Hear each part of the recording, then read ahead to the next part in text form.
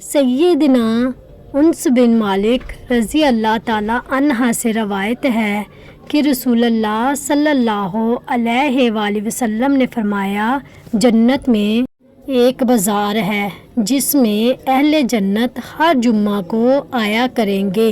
شمال کی ہوا چلے گی جو ان کے چہروں پر اور ان کے کپڑوں پر پھیل جائے گی۔ وہ حسن اور زینت میں مزید بڑھ جائیں گے۔ وہ اپنے گھر والوں کے پاس واپس آئیں گے تو وہ بھی حسن و جمال میں بڑھ گئے ہوں گے۔ ان کے گھر والے ان سے کہیں گے، اللہ کی قسم، ہمارے ہاں سے جانے کے بعد تمہارا حسن و جمال اور بڑھ گیا ہے۔ وہ کہیں گے، اور تم بھی اللہ کی قسم، ہمارے پیچھے تم لوگ بھی اور زیادہ خوبصورت حسین ہو گئے ہو۔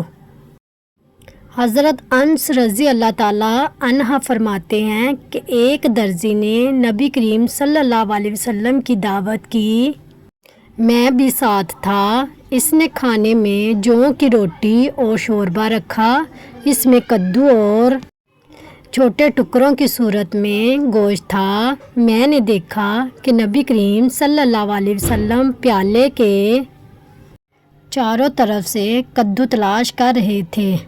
رسول اللہ صلی اللہ علیہ وآلہ وسلم نے فرمایا، اللہ تعالیٰ کا جلال جو تم ذکر کرتے ہو وہ تسبیح، تہلیل اور تحمید ہے۔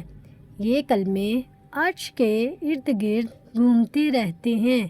ان میں شہد کی مکھیوں کی بنبناہٹ کی طرح آواز ہوتی ہے۔ اپنے کہنے والے کا ذکر کرتے ہیں۔ اللہ کے سامنے کیا تم میں سے کوئی یہ پسند نہیں کرتا کہ اس کے لیے ایک ایسا شخص ہو جو اللہ تعالیٰ کے سامنے اس کا برابر ذکر کرتا رہے؟ پلیز ویڈیو کو لائک اور سبسکرائب ضرور کیجیے گا۔